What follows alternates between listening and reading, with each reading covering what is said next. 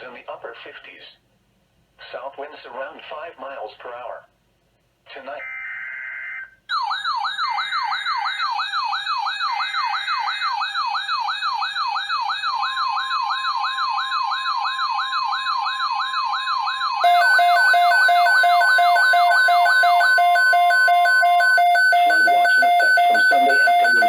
Sunday night.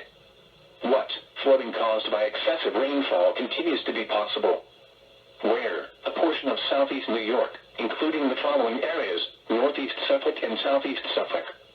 When? From Sunday afternoon through late Sunday night.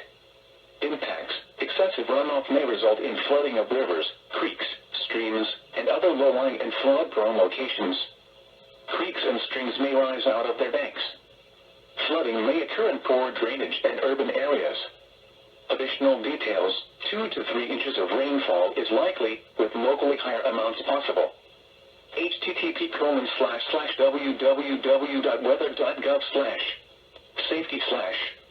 Flood. You should monitor later forecasts and be alert for possible flood warnings.